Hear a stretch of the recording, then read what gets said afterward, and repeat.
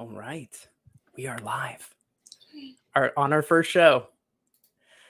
All right. Well, welcome everyone who's here, marketers, innovators, AI enthusiasts. This is the first episode. Very excited to be here of the AI Advantage Show. We're your hosts. I'm Colin Lepiscopo. And I'm Kim Reynolds. We're very excited to be here, delve into the exciting world of artificial intelligence, how it's revolutionizing digital marketing. And on today's episode, we'll be unpacking latest AI trends that you need to know about, and we'll break down emerging technologies, discuss practical ways that you can apply these innovations to your work. Kim, I know we have a special guest today. Who do we have? Yes, this week we have Dustin W. Stout. He is the founder of Magi, which is an amazing tool. He's going to tell us all about it. He's definitely a leading expert on AI-assisted content creation. I can't wait for all of you to hear what he has to say. Yeah, very excited to have you here, Dustin. And before we talk to Dustin, I just want to let you guys know, if you're maybe feeling a little stuck for inspiration and you're looking for that next big idea, I know a lot of marketers are there. I want to tell you guys about the AI Prompt Exchange. The AI Prompt Exchange has over 2,000 field-tested marketing strategies just waiting for you to explore. It's free to join. You can log on right now to the largest open database of crowdsourced ideas proven by industry peers to drive results. So whether you're optimizing your current approach or looking to discover your next campaign, the Prompt Exchange will spark new possibilities to take your marketing further. So unlock an endless vault of marketing gold today. Visit the AIPromptExchange.com and get your access. Welcome, Dustin. Thank you so much for being here. Yeah, it's great to be here. Yeah, very cool. Very cool. Well, tell us a little bit about what you do with AI, and then we'll take it from there.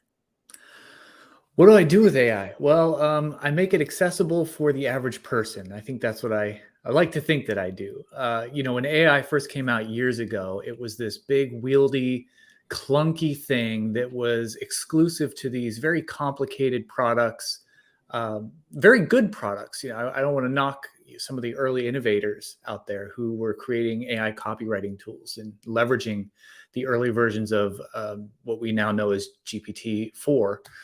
The early version was GPT-3, and a lot of these apps were starting to pop up with using AI and allowing people to do copywriting things with them. The problem was they were kind of complicated to use. They involved picking from a million different templates and trying to find the one that fits your needs exactly. And when ChatGPT hit the scene, it was almost this instant light bulb moment that I had. I realized that these tools that were kind of hard for the average person to use, even the average marketer who is busy with social media and email campaigns, and they're stretched thin, having to learn these new systems, it's very difficult. But with ChatGPT, the fact that you could just talk to it, you could just tell it, I want this, create this for me, was a game changer. And I say that, and I think it's an understatement, really. I think it's an entire cultural paradigm shift that we're seeing with AI. And so the moment I saw it, I knew that this could be the way that the average person, the average business owner, the average marketer, the average worker, the average assistant,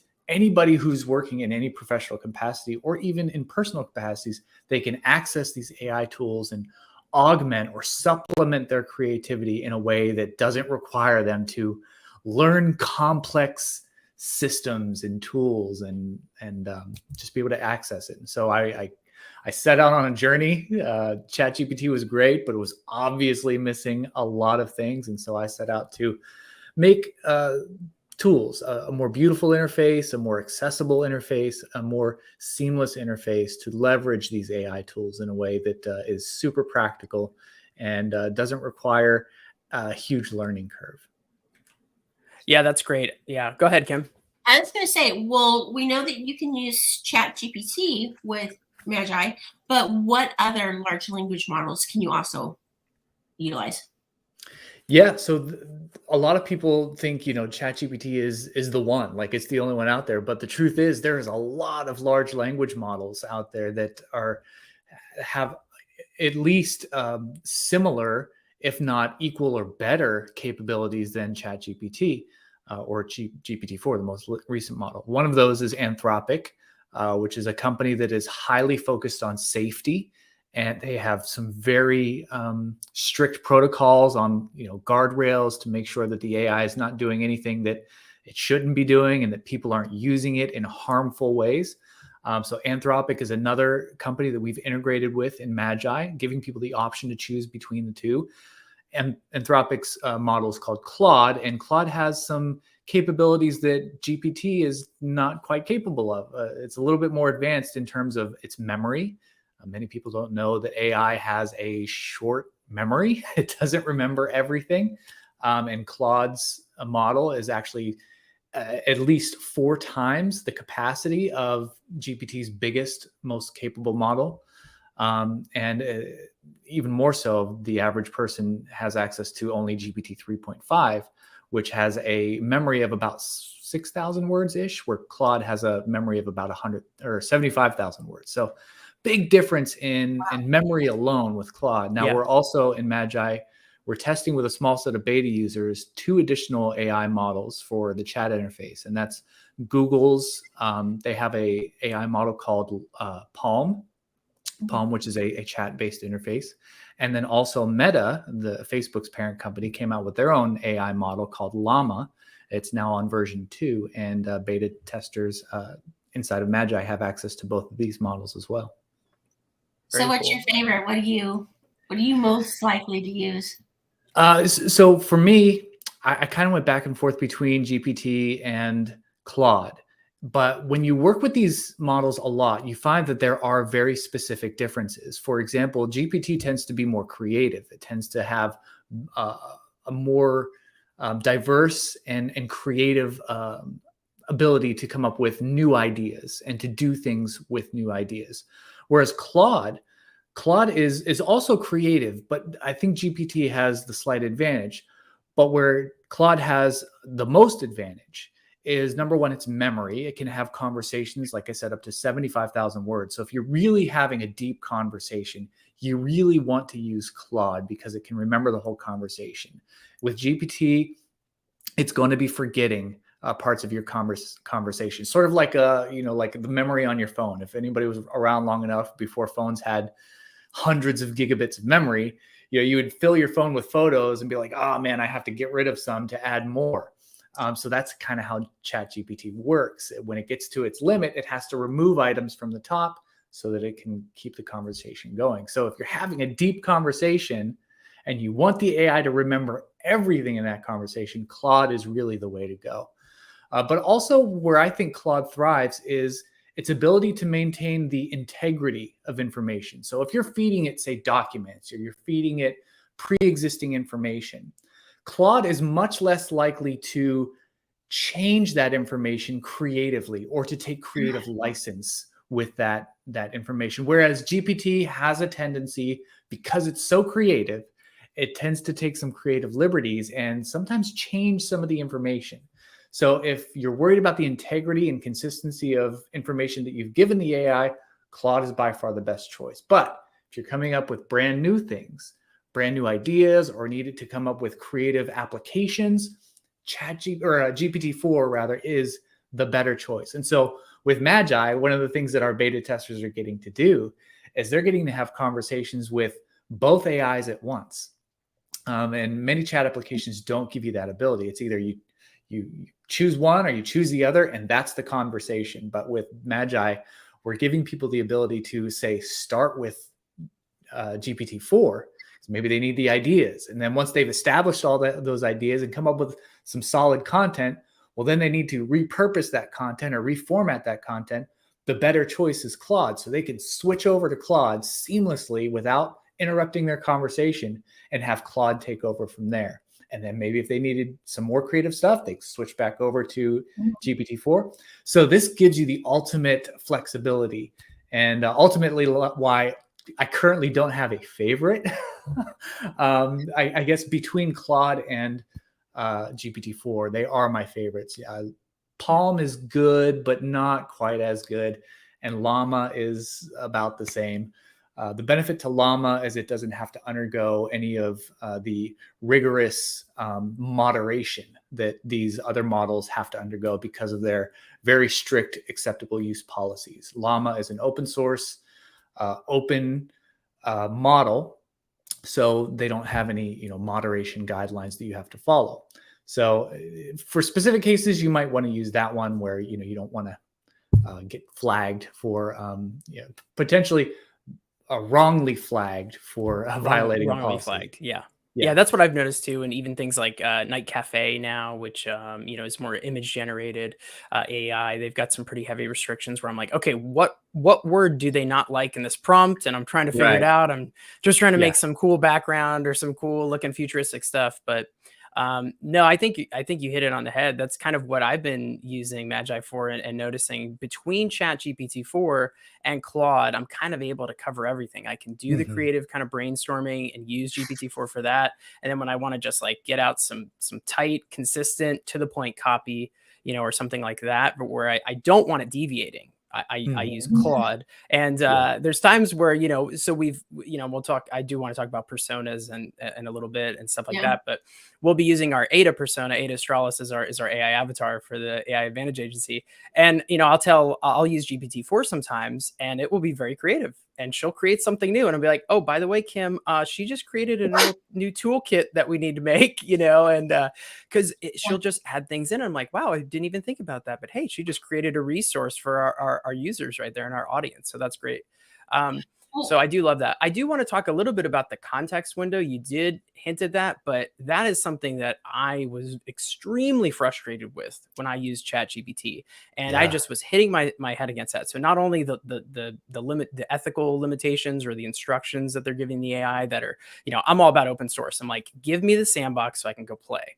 But Mhm. but also let's talk a little bit about that context window, because I was also running into that and those constraints, and Magi has kind of really opened the door on that. And I like how you described it as the photos in the phone, right? Your phone can only take so much and then it fills up. So if you can just tell us a little bit more about that and how that differentiates Magi from just using free Chat GPT 3.5. Yeah, I think it's an important point that I would say 95% of people right now don't understand. They are completely unaware of this. This one simple fact that AI does have a very limited memory. Most people, they go into ChatGPT and they just start talking away, and there's actually it frustrates that I've seen AI experts make entire courses or lessons and teach people that they should build their AI persona in this one single chat and then just keep going back to this same chat conversation over and over again. And it demonstrates that these experts really don't understand how these AI models work. They don't understand this one simple limitation of the AI's memory. And ChatGPT won't tell you this. It won't tell you when you've hit the limit or when it's forgetting things, but you may start to notice mid conversation, you're deep in your conversation, you say something and it responds, and you're like, wait, but didn't I tell you something different above? Like, why did you stop? Why did you forget? And the answer is yes, it did forget. It doesn't know that it forgot because it's not self-aware in that way. But the truth of the matter is it does have a limited memory. And this limits its capabilities of what we're able to do, what kinds of tools we're able to build into them. So yeah, it's very good to be aware that your conversation will at some point exceed the memory. It will go outside of some people call it a context window. So if you think about a little window here, and your chat messages are going up, at some point it's going to go outside that window and not be inside the AI's memory. You can scroll up and you can see it, but the AI cannot. It can only process Yeah. so many words at a time. And for you GPT can 3.5, it's 6,000 words. For GPT-4, it is 6,000 words. For GPT 3.5 16K, I believe it's 12,000 words. And for GPT-4 32K, it's about 25,000 words. Whereas Claude, 75,000 words. That's Yeah. where it's at. Well, and one of the things I love about Magi, real quick, is it has like I think it refers to it as the tokens, right? But basically, it shows you how much of that window Mhm. you have your left. So progress. there's Correct. times where I'm doing a lot, and I really want Claude to stay focused, right? I don't want to lose kind of what we're working on, right? If it's a bigger project, and I'll look Mhm. and I'm like, we're at 60%. I got plenty of space to keep Mhm. going, and it's good to know where again, yeah, not only is the window smaller with 3.5, but also like you don't even know where you're at. I mean, you're not going to be doing a character Right. count. So yeah, Kim, you had something? Yeah. Well, I was going to ask a question, but first of all, I was going to say I love that feature because if I do start to run out of context window, I know that I can go back and delete some older stuff that I maybe don't need because I get a little ADD sometimes when I'm talking and I will be working on something like, oh, I've learned now to open a second Magi window and I do that. But my question is, because this is confusing to a lot of people and to me sometimes, so I know that ChatGPT, their last update or the last time that they were trained on out in the wild was September 2021, correct? Correct. Yep. Is that true of all large language models? Not necessarily. No. I don't know when the training data cutoff is for Anthropic precisely, but I think it's around the same time. Mhm. For Palm and Bard and Meta's Llama, I'm completely unaware of when their knowledge cutoff is. But each language model, this is another thing people don't necessarily understand or haven't necessarily thought about, is that these AI models are trained on static data. They are not learning new things as you feed it new information. It's not like it's bringing it into the AI's memory. It has been trained and processed on this static set of however billions of points of data, and that's all it is. It's never going to exceed that. The only way that it exceeds or expands its knowledge is with a version update. When they update the version number, that's when the data that it's processed and sort of formed its abilities around, formed its knowledge around, that doesn't move, that doesn't expand or contract, thankfully. It has to wait for the next version up. So they basically have to retrain the model on new data. Okay, so there's so many features of Magi that I love. And since I got on the ChatGPT train a little bit early, I was very well aware of its limitations. So when you came out with Magi, I was just like, praise the Lord, this is awesome. So I know what I love. I know the features that I use the most, and I could talk about them all day long. But like for instance, being able to have a doc or like a text editor open where you can copy and paste and basically write your content as you go along instead of having to switch between applications. That it's right there in the window. Mhm. Yeah. I love that. That is fantastic. What are some other differentiators with Magi than just going direct to the source and using ChatGPT or what other tool you want to use? So something that I use on a daily basis is the URL scraper. So oftentimes I want to have the AI interact with content that has already been created, say a news article or a web page that I'm trying to improve the copy for. And I want it to have all the copy or the text on that page. And with ChatGPT Plus users, they have plugins that they have to go and search and click a thing and then click another thing and then activate it. And then they can go in and maybe do some web searching and hopefully it finds the right thing. Like that to me is such a poor user experience. I just wanted to be able to say, go to this web page, read it, and then do this with it. And so that's one of the first things I built into Magi. Yeah. And so just being able to paste a link and say, summarize this content and have it just do that without having to click a thing and activate a plugin and go over here and then, do all this extra stuff. I use that daily, multiple times a day Yeah. to either summarize content or to give me feedback on content. Maybe I'm trying to improve a marketing landing page, give me some ideas or, just being able to feed it that information that it doesn't otherwise have just by pasting a link and telling it what to do. That's something I use so much. Yeah. Mhm. Yeah, that really is an understated feature because when I learned that you could do that, I was kind of like, "Oh, wow, this unlocks a lot of possibilities," Mhm. because like you said, the AI models have learned on a data set, and that data set, like as Kim said, that had an end date, and Mhm. everything else that's been created since then, it has no knowledge of. Mhm. That includes anything that you're making or you're working on. And one example was somebody was talking about crafting cover letters and resumes and like rebuilding the resumes for each different individual job, which is a good idea if you're looking for a job and applying. And I was like, Mhm. ooh, I bet I could make like a resume writer persona. And then what I did was and I could give it the doc, but I uploaded my resume basically to a web page. So that way I could put it into Magi and say, hey, read this. And now I want you to recreate this resume for each job. And so I just kind of applied for a couple jobs to make it fun, and like wrote some cover letters and it was really cool. I was able to kind of like craft it. And then I kind of shared that on LinkedIn with people in that post. I was like, hey, here's what I was able to do with this if you're interested. But I did make a expert resume writer persona. And so I do want to talk about personas a little bit because that is a super, super awesome feature of Magi. It's probably one of my favorites.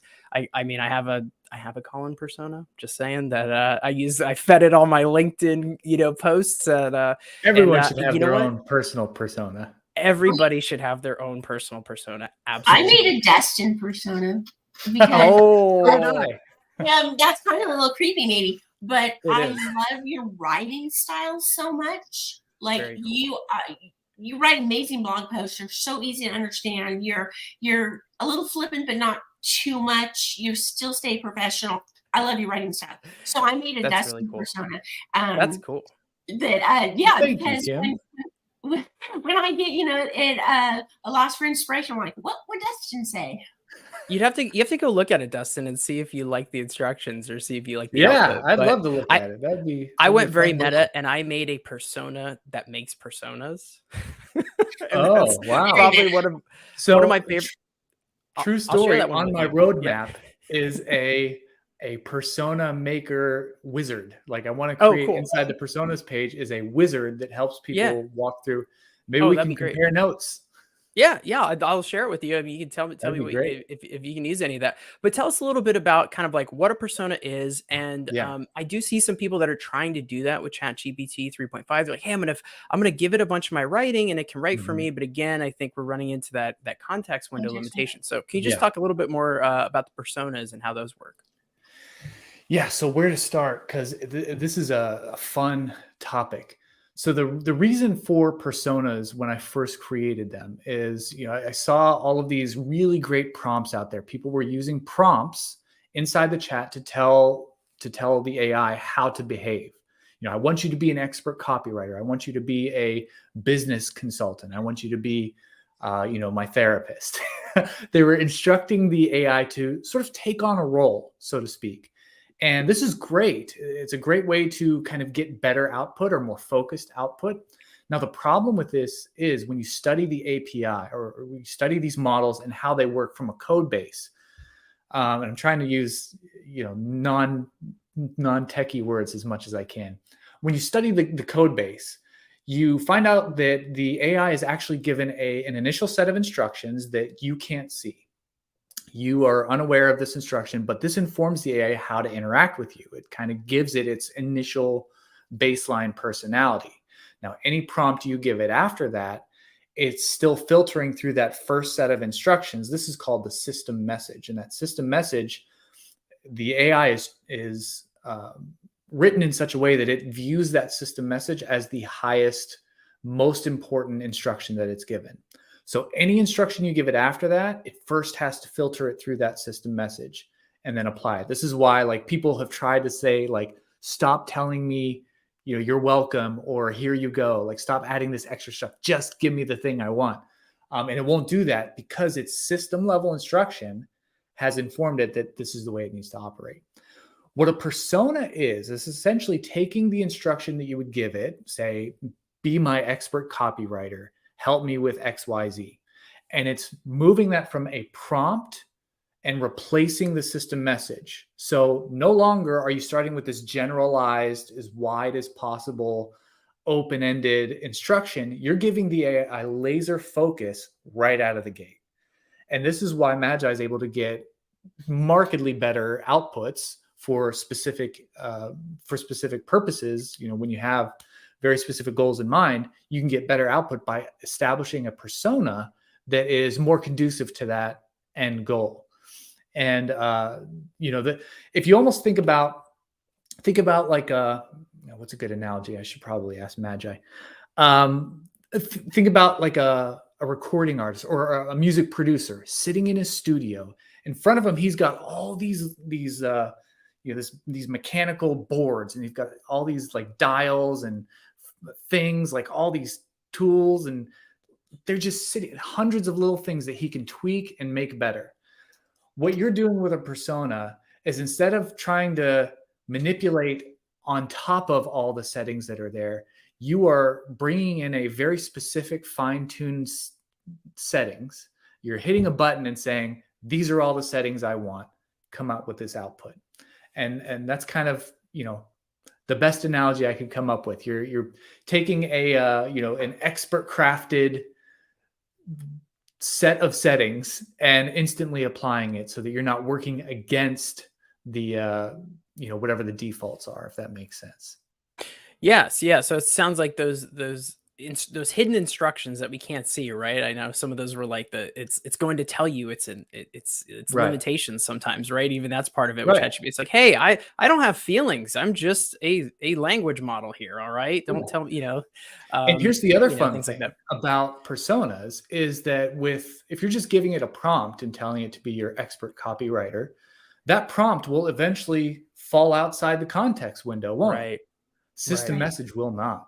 It is Right. always within the context window. So you can be assured that AI is going to follow your instruction to the T, no matter how long your conversation gets. Yeah. Yeah, and that's really the key, right? Because eventually, like, let's say you are able, and this is what I was getting frustrated with, right? I was like working on, it was one of the first things I actually started, was to try to build a persona, and then I noticed, I'm like, man, it is losing it.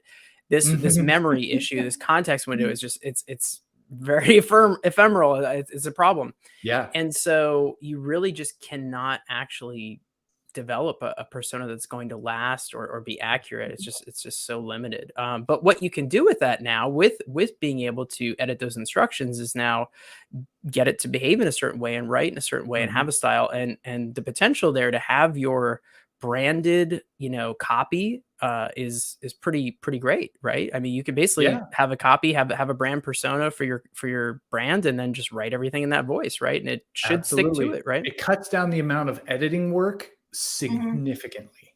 I beforehand, before coming up with my own custom personas for my voice, I would have to, generate a blog post, iteratively, go section by section like I do, put it all together. And then once it's all together, I'm going through and I'm making all the voice edits. Like, that doesn't sound like me, I'll change it. Doesn't sound like me. And now with the custom persona, I'm maybe 2-3 edits and I'm done.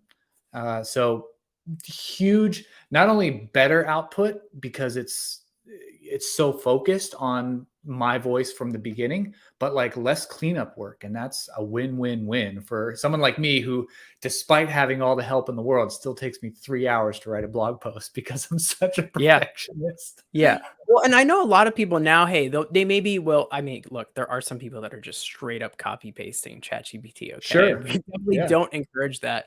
But there are, and one of the things I kind of said was like, look, as marketers kind of start to embrace this and start to go, hey, this is really great. This has saved me a lot of time. I can go work in the things I really want to work on. But the problem is, now everybody's going to sound like ChatGPT 3.5 Mhm. free. And that's a real problem, because now everybody's copy sounds the same. Everybody's landing page sounds the same. And so now the companies that are kind of like differentiating and have something unique, you're going to stand out even more. And I do think Mhm. that's still going to be true. I do think once this is adopted at a larger scale, you're just going to see the people, the small businesses, mid-sized businesses, they don't have time. The smaller marketing departments, they don't have as much time. They're just going to copy and paste that. And, Mhm. to their own detriment, probably, unfortunately, if they can't get these personas dialed in. Well, Agreed. another amazing aspect of Magi that you can't get with any other tool is the ability to create brands. Mhm. And I love this because I create brands for, we have the AI Advantage Agency brand, and then I have my own personal brand. And for clients, we create brands for each of those clients. And so tell us a little bit about how you came up with brands and some of the best use cases that you envision for that, for using that aspect of that you just can't get anywhere else other than your tool. Yeah, I mean, the simplest way for me to explain it is, I am a serial entrepreneur. Anybody who knows me knows I can't help but come up with new ideas. So I'm also a bit of an organization freak. So that's why like folders and search and filter was such a huge deal for me to get built into Magi from the beginning. I want to be able to search and filter my chats. But on top of that, I want to be able to organize and separate the different areas of my life so that they're not just all intermingled. Like I don't want my personal stuff being convoluting my list of work stuff, or this business's content being fall through the cracks because it's buried underneath this other stuff.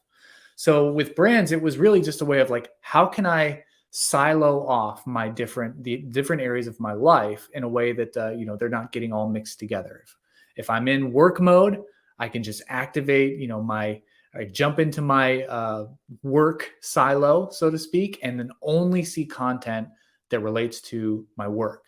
If I wanted to jump into if I'm in personal mode and I'm like writing some stories for my kids, I only want to see my personal stuff. So brands in a way was sort of just like a workspace. Like how do you separate work from business, from side hustle in a way that, is simple to understand and keeps your life a little less chaotic.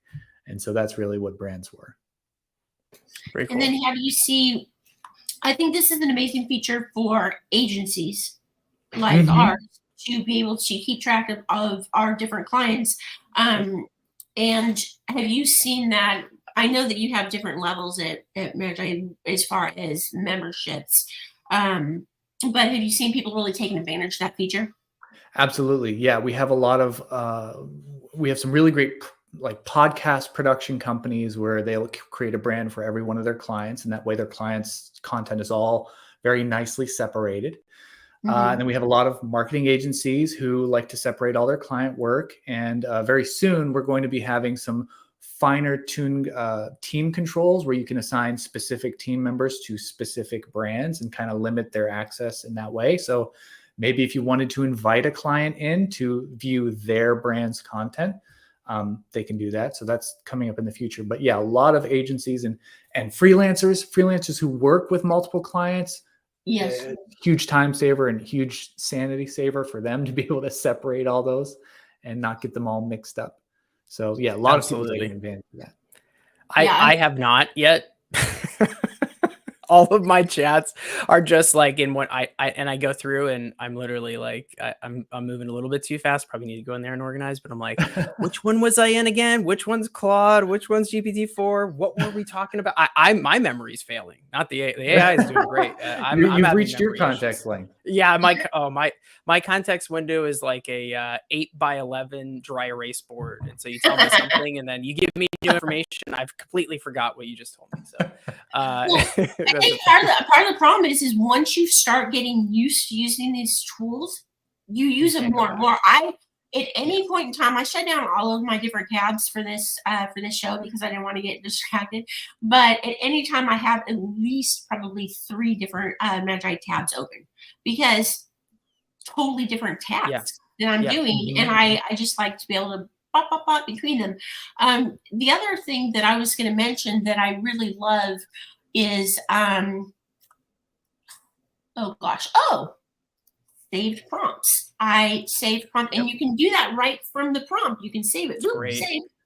Stuff that you use all the time that's a part of your workflow. You've now saved it. Like, if I'm say, hey, I need a value proposition for this, or if I'm, I'm working on emails or something, I've got like a little prompt save for emails, specific email types, or something that you do on a weekly basis. And to your point, Kim, it's something that I'm trying to I wrote a blog about this, about kind of changing your mindset regarding your workflow and how to incorporate AI. And that really is like it's almost like when I started doing CRO, you had to kind of teach a team to have more of an experimental mindset and to get them to embrace testing, right? And split testing and A/B testing and things like that. I think it's almost similar with AI, how you approach your workflow and how you can think, wait a second, can I use AI to do this to speed up my process and make this faster? Similar to how you incorporate automation into your workflow, right? What can I automate? What's something repetitive task that I can, make automated? But I do want to talk a little bit more. Oh, go ahead. Yeah. I was just gonna say, like, another great use case for saved prompts is if you have a product or your product team or you're marketing a specific product.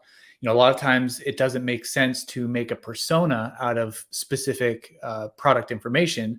So what I've done is I've created product descriptions as saved prompts, and so whenever I need to reference it, instead of having to retell the AI, like type out all of Magi's features, I just have a saved prompt where I just pop, send it off to the AI, and then instantly it knows, okay, we're talking about this product and this is what the product has. So things like that, information that it needs to constantly access without having to do a whole lot of work is super helpful. Definitely. Well, this I still have more questions about using Magi in place of a ChatGPT or one of those others, but that's only half of what it does. You've got a whole other side. Do you want to talk to us about that? You're talking about the images. Mm-hmm. Yeah. So as once a you get into that, it's designer, a lot of fun. That's fun. Oh, yeah. as a designer, in my previous two vocations, images are a big deal for me. I'm a visual person. I love art. So obviously Magi out of the gate was going to have some sort of an image generator. I knew that ChatGPT was the hot thing that people wanted, but I knew very quickly people like me, marketers, business owners, they were going to need visual assets as well. And with ChatGPT, you can't do images. It's just text. And so I wanted Magi to also be a place where you can streamline your multi-media content creation. So we have an image generator. We actually have several image generators at this point. And we've tied in with three of the best, or at least three of the most well-known image generators out there. The first one we integrated was DALL-E 2, which was OpenAI's original image generator. It's not very great. And because of that, I quickly was looking for other AI image models that I can integrate into Magi and came upon Leonardo AI, which is essentially a company devoted to using a technology called Stable Diffusion, which is an open source image generation model. And what they've done is they've basically turned it up to 11. They've come up with a bunch of fine-tuned versions of Stable Diffusion, putting their own spin on it, making it much better at certain things. And so we integrated Leonardo into Magi to give people access to this brilliant new AI model that's been fine-tuned and taken to a new level than just standard Stable Diffusion.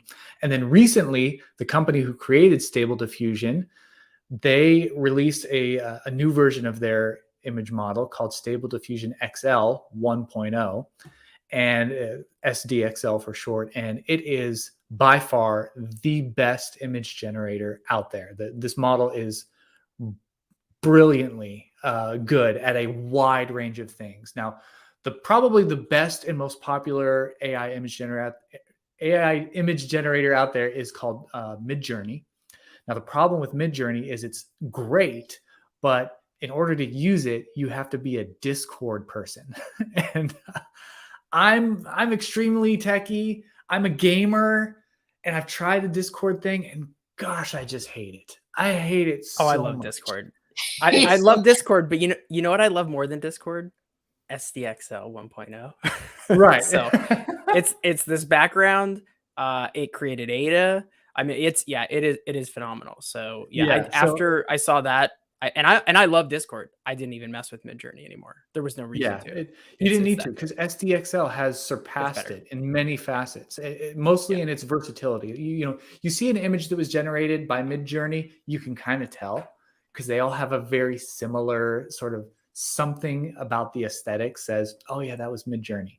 Whereas SDXL, much more diverse in what it's able to do. And you can put in one prompt with one particular style, and then a same prompt with a completely different style, and they look completely different. There's nothing even remotely similar about them. So that's what I love about SDXL. And that's why as soon as it was released, I played with it for like 5 minutes, and I'm like, this needs to be in Magi today. So I did not sleep until I got it integrated.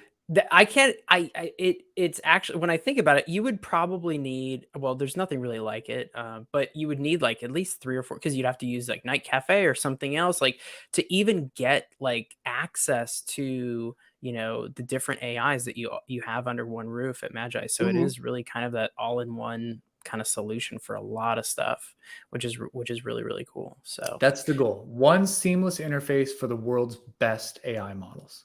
yeah, I Yeah. love it. We use Magi to build not only the AI Advantage website, but the prompt exchange website as well. Yep. And not just, all the text and stuff, for all the imagery also. I mean, Yeah.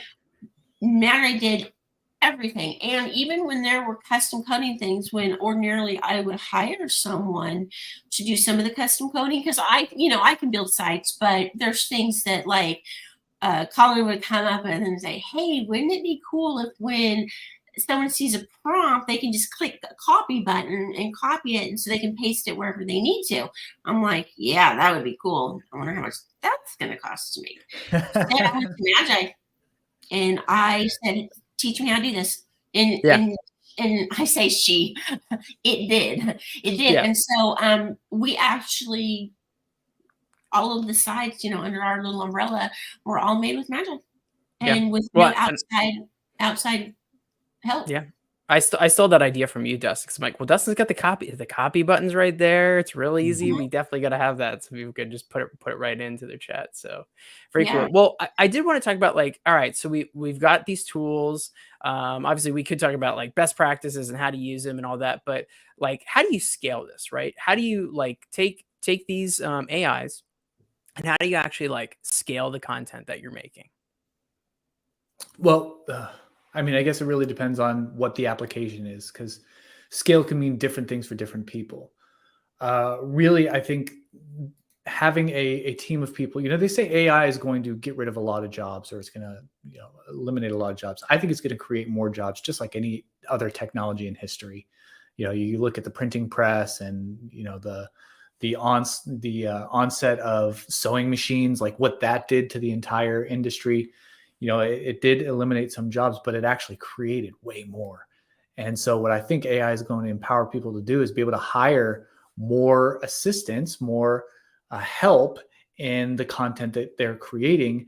They can then outsource more of the work of creating, because it's more streamlined. You can train an AI persona on your voice and your tone and hand it off to a relatively novice writer to generate most of the content, and then you work on just the fine tuning edits at the end.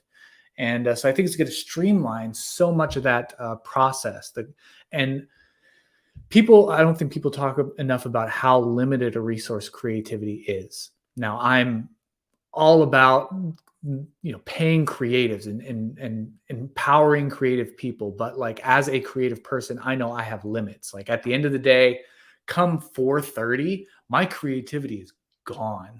Like I have exhausted every ounce of creative energy, and I need some rest to recover. But with these AI tools augmenting and supplementing our own creativity, there is new scale and new possibilities that's possible just by offloading some of that creative load and getting additional ideas when you're seemingly short or dry of creative ideas yourself. I think that alone, just the supplemental factor, is going to help us easily 10x our ability to create not just more content, but also higher quality content. When more of your creative capacity can focus on less things, and not be burnt out just coming up with ideas, when you can focus on the few ideas that are actually good, you produce better content. And Yeah. so being able to refocus our energy, I think, is going to help us scale not just quantity but also quality. No, I that's a can that's I a can give yeah. you. Oh, I'm sorry. Go ahead. I Uh, was just say that's a great point. We're kind of limited. I know, like I've got creative windows in the day, and I Yeah. know at the end of those 3 hour or all day brainstorming meetings, man, I am wiped out. I'm just mentally drained, and it really is. It can be a source of inspiration as well. Like a lot of times, I'm like, hey, the AI is coming up with ideas that I wouldn't have thought of, or maybe I would have thought of it, but it would have taken a long time. And I think probably the two things that might limit people right now is a little bit of fear, which I get it. There's always fear of uncertainty, or worried about Mhm. Skynet or something like that. Worried about Ada taking over the world. And I think the other one is kind of ego. and I don't think people are really talking about ego, but Yep. especially as a creative, I would consider myself a creative. And if you ask Jeff C, he'll say everybody's creative. That's just how we're made. Our Mhm. Mhm. souls are creative and we're designed to I create. agree. And Mhm. there's something to that though, as a creative, where you're like, well, I want to do it, right? I don't want the AI to be better than me. And I think you have to view it as a tool and not something that you're competing against, or that Mm. you're, and then it can become a little bit that unlocks everything, right? But if you're Mhm. limited by your ego and you're like, well, I'm going to do that, that's actually going to, I think, bog you down, and you're going to have less resources to go around. And to your point, Dustin, I agree. I think this is going to bring more jobs. I think we're going to see AI departments. I think you're going to have you'll have a creative department, a marketing Mhm. department, your web team, and maybe it's an offshoot of the web team or an offshoot of the marketing department. But there's going to be almost like, and you see this in the bigger companies. There's already an AI sector, and they're doing machine Right. learning. They're training their own algorithms to do what they need to, and then they're creating their own innovations internally. So I think you're going to start to see that adopted more and more. Yeah, and the last thing I'll say about that is people who are afraid that AI is going to take their job. I really see AI as an Iron Man suit. I'm a big comic book nerd myself, and so the Iron Man suit without Tony Stark is just a decoration. Like, it can't do anything without somebody piloting it. And sure, you can talk about he's remotely piloting in some ways, but it takes a human to move the thing. It has to tell it what to do. AI is not self-aware. It's not it's not alive. It's not acting on its own will. It takes our will in order to make it do things. And so that alone should quell any fears of like, oh, AI is going to be better than me. Like, of course the Tony Stark suit is stronger than him, but it takes him to move the things. So yeah, I don't think Yeah, and anybody what is needs he to be without the suit? Just a playboy philanthropist billionaire, right? No. playboy billionaire philanthropist. Yeah, that's what I say, Dustin. Without Magi, you're just a playboy philanthropist billionaire, right? That's Well, Well, hey, I wanted to give an example of actually using Magi to create content at scale. And this example is something that just goes to show that no, that AI is not going to replace you, but it definitely can augment productivity, etc. I wanted to create content to share out on Instagram, just like quotes about fun facts and quotes about AI. And so I went to Magi and I said, hey, give me 25 quotes or interesting facts, because I wanted both, about AI that I can use to create quote graphics and share on social media. And I said, put it into a table with two columns. Make one column the actual text of the quote, and make the other column the author that it's attributed to, the quote is attributed to. And so it did, quick as like boom, done. So then, and created just a very simple background, took all of those quotes that Magi had produced, just copied them and pasted them because they were in two columns, pasted them right into Canva, connected the little fields with the fields from the data from Magi, and boom, I had 25 graphics in about 10 seconds. That would have taken me all day. Well, several hours. yeah, But that's just one teeny tiny example of how it you can create content at scale. And even that's not just plain written content, that's got the graphic element also. What I could have done is then gone into Magi and gone into the image editor and say, okay, come up with some ideas to create that background for the images. I didn't do that part. I wasn't thinking. But that, that could have been done also, and then just upload that into Canva. Boom, you got your background, got your images, done. Yeah, it's still it has that is awesome, Kim. I mean that is a perfect example of how Mhm. this works, and I think you're giving away secret sauce there for people. That's I hope they realize, like, rewind this, go try it, because Yeah, it that really was is. a good It's one, like Jim. your Yeah. content So, creation, just like that's a month's worth of content. I mean, sure you're going to do more Yeah. than that, but it's just 30 posts in 30 seconds, basically. Mhm. right. So So another a similar use case. So for a while, there was a time where I had exited one of my previous companies, and I was having a hard time finding clients because I had been away from client work for so long. And so I actually created like a Fiverr gig where one of the things that I did for people was I would come up with thought leadership quotes for them. So I would basically analyze whoever the author is, read whatever things they'd written in the past, and based on their expertise, based on their industry, I would just come up with thought leadership style tweets for them, and I would ghostwrite them for them. And something like this, I'd charge several $100s to do like 30 tweets or something. But if I had Magi back then, that would take me all of 30 seconds. I'd Yeah. feed it some information, give them a web page, a couple blog posts, maybe, just Mhm. say, come up with some thought leadership style tweets for this individual, and boom, same thing like you. It would come up with a brilliant table format, maybe, so I could easily copy and paste it into a bulk scheduling tool. And Right. Bob's your uncle. I saved myself 2 hours. Mhm. yeah, yeah, and yeah, It's and in amazing. that 2 hours made $700.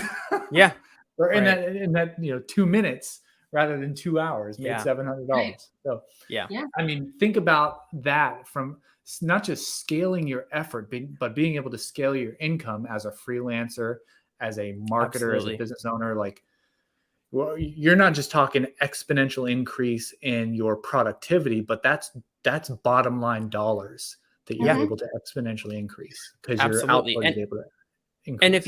if you're a marketer at a company and you're able to do this and now your output goes through the roof, that will affect the bottom line, right? Obviously, if Hmm. you're a freelancer, it does. Or if you're just getting into marketing and you learn this, like that, this can be your kind of secret weapon and your superpower that you can go in and say, well, I can create a year's worth of content. Like, what? They'll kind of be blown away by what you're able to do if their team isn't already utilizing these things. You're just going to be a Hmm. step ahead. And then, either you're going to take their jobs or you're going to show the team how to do it, probably. Hmm. So I think it is a awesome opportunity for a lot of people who are just getting into marketing, if they just graduated, or those maybe, kind of at the mid level. I think we're still, I mean, yeah, where are we? Are we in cutting edge innovation stage still? Are we in early adopter stage still? Oh, I it's don't know. still way early. Yeah. I think this is still the wild, wild west of Yeah. AI, Yeah. and there are Yeah. so many things that we can't even imagine. The ramifications and the side effects that are going to be things we can't imagine. So at this point, it's just like dive Yeah. in, figure it out, play with it, and leverage it as best as you can. Yeah. Good advice. Absolutely. Awesome. Well, Dustin, it's been awesome to have you. We've been 50 minutes straight. That was awesome. That was I could go all day because you're just a wealth of knowledge on this. But we do want to give you an opportunity just to kind of share a little bit more about what you do and how people can best get in contact with you, and how they can start using Magi to actually get some stuff done, and maybe, I don't know, go to the gym or go to the beach or whatever they like to do, have a little bit extra time. And so yeah, go ahead and yeah, just let everyone know where they can reach out to you and best way to contact you. Yeah, just head to magi.co, magai.co, and you can give Magi a free trial while it lasts. I'm thinking about getting rid of the free trial, so do it now. But yeah, magi.co is the best way to get a hold of me. There's a contact form there. You can reach me. I'm at Dustin W. Stout on all the social things. Very easy to find me.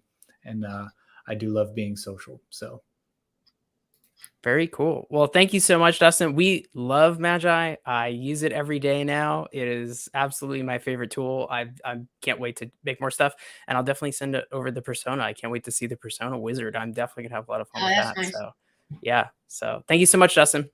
thank you guys. Awesome. See you next time. Great. All right, Kim. Well, that was awesome. I know. I think you've got some big news updates for us, don't you? Well, I don't really have news updates for us, but Oh, Ada uh-oh. does. Oh, Ada does. Oh, okay. Oh, Yeah. all right. Thanks, Kim. Get ready for a quick spin around the world of AI in marketing, where we're seeing revolutionary advancements that are propelling the industry forward. First off, OpenAI has launched ChatGPT Enterprise, a game-changing service offering top-notch security, longer context windows for processing larger inputs, and additional advanced features. This version of ChatGPT is powering productivity and creativity in over 80% of Fortune 500 companies, providing a secure and effective AI solution for businesses worldwide. I still wouldn't use it over Magi. Next, Meta Advantage takes a strong leap towards harnessing AI in ad crafting. Its Advantage Plus toolkit has seen upgrades and additions, including an increase in the number of languages it can process for voice cloning and improvements in app campaign features, bringing the power of AI-driven tools within reach of advertisers. Finally, 11 Labs enters our radar with an update announcing that its AI voice generator can now clone a voice and render it in 30 languages. Wait a second, that's where my voice was made. This development opens new possibilities for content creators across media platforms, as it allows personalized voiceovers in diverse languages. They're working to ensure that this technology is used ethically and responsibly. These advancements in AI highlight the transformative role of artificial intelligence in marketing. Businesses stand to gain immense benefits in terms of efficiency, personalization, and reach by leveraging these technologies. Remember, AI isn't just about the future, it's the present, and it's reshaping the world of marketing as we know it. Stay tuned as we continue to track AI's fascinating journey in revolutionizing marketing. Back to you, Kim and Colin. Wow. Thanks, Oh, Ada. that was great, Ada. Thank you. I maybe we should just have her do the news every week, Kim. What do you think? I mean, I think she just replaced your job. I know we said that wasn't going to happen, but no. Yay. No, truth is both Kim and I worked on that this morning, and wanted to bring you guys the latest news. So our plan is to have Ada bring you the latest news each week. So if you guys are interested in learning more about the AI Advantage Agency and everything that we can provide, you can go to the AIadvantageagency.com. And then Kim, do you want to tell people a little bit more about the prompt exchange? Oh, I would love to. The Prompt Exchange is our newest baby, and it's a really cool site where you can go and there's over 2,000 prompts that you can use with ChatGPT or any of the other large language models. And most of the prompts are specifically made to, incorporate the persona that Magi does automatically. So if you are going to copy these prompts and paste them into Magi, then you don't need to, use the custom persona portion of the prompt, but that's getting a little too technical. Point is, these are over 2,000 digital marketing prompts that small business owners, marketers, anyone that wants to be more efficient at what they're doing can use with tools such as Magi and ChatGPT, and they are free. All you have to do is go to the website, join our mailing list, which we mail out once a week, so we don't inundate you with mail. Just join our list, and then be part of the community. You can actually submit your own prompts. You can use as many prompts as you like. There's no limits, and you can mingle with other AI aficionados. So Yeah, very cool. Yeah, we're looking to build a great community there and make it be the largest. I think right now it might be the largest database of AI marketing prompts right now, but our goal is yeah, definitely to focus get. solely on digital marketing. Yes. Yeah, absolutely. And then if you would like to check out Magi, I guess there's a free trial that is going to be expiring. So I would definitely get in there and try the free trial. You can go to aiadvantageagency.com/Magi and give that a whirl. That's it for episode 1. Great episode. It was awesome to have Dustin. Thank you Okay. so much, Kim. And we will see you guys next week at 10 a.m. Pacific. Bye, guys. Bye.